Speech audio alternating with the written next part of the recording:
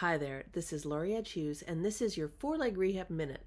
And in today's minute, I want to talk about shoulder hypermobility and creating a well-rounded rehab plan. So, I had the intuition this week that for my blog, or in this case, our Rehab Minute, to just go through one of my books on my shelf and pick one out, open it to a page, and see what inspiration hit. And for whatever reason, when I was thinking about that, I thought of this book. So I did just that, and I opened it randomly to this page. And it was about shoulder instability. So I read that, and I got to thinking about our dogs with the medial shoulder hypermobility, instability, whatever we want to call it.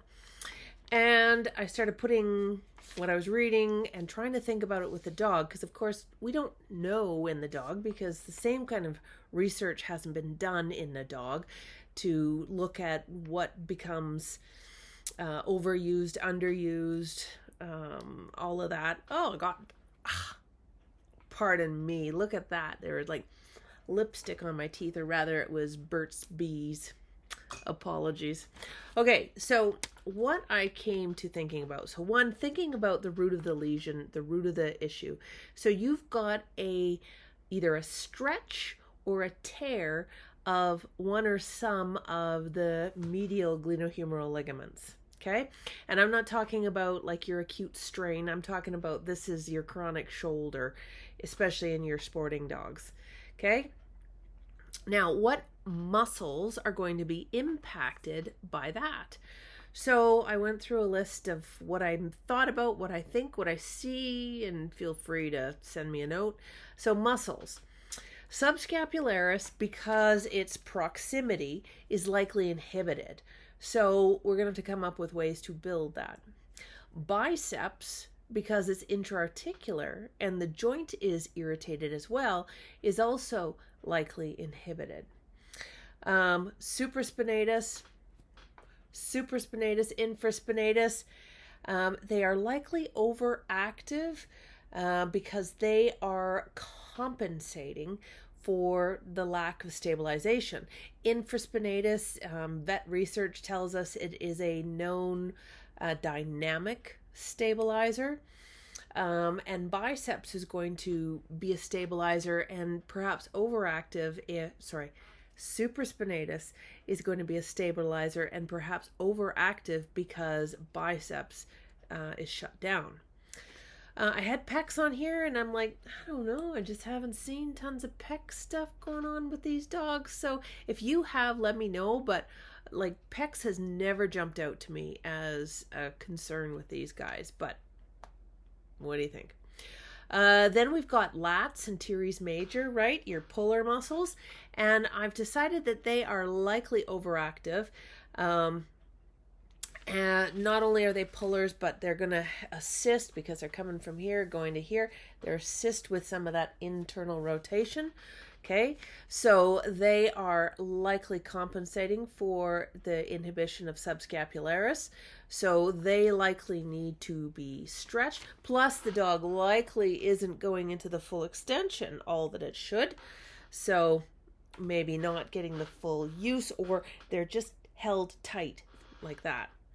Scalenes, what I've seen is those scalenes tend to be overactive, and I think it's kind of like a hip hike in the rear, when you might see a dog doing this to try and bring that whole body, that rear end forwards. I think the dogs do a shoulder hike, and using scalenes to help draw the whole forelimb and really the whole that portion of the torso forwards if the shoulder is sore or irritated. So then what this tells us is that we need to build subscapularis, and likely in standing, put a TheraBand around, I don't have one out, put TheraBand around the front leg, make him take this leg off, So they're standing 3-leg stand, and pull outwards on this one. Make them balance, okay, to work subscapularis. Biceps. Now, biceps, like, okay, so I tend to like push-ups for biceps, but it's also going to work supraspinatus. It's a catch-22. Supraspinatus is perhaps already overworked. We know that normal supraspinatus tendons go through periods of degradation. Like, you can have normal ones and then they look like they get a tendinopathy lesion. Okay, that's normal. So yeah, your push-ups might help, but it can be tricky because supraspinatus might, I would do it anyways, but then I got thinking, how can I isolate biceps? And I wondered if we put a little ankle weight on them and had them walking over poles, just to try and get that to be a little more specific about biceps. Okay.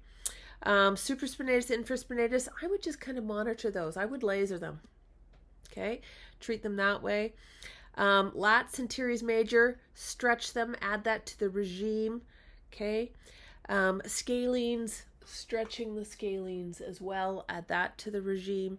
So these, I think, and I've got a 4-leg minute video on manual therapies for the shoulder joint.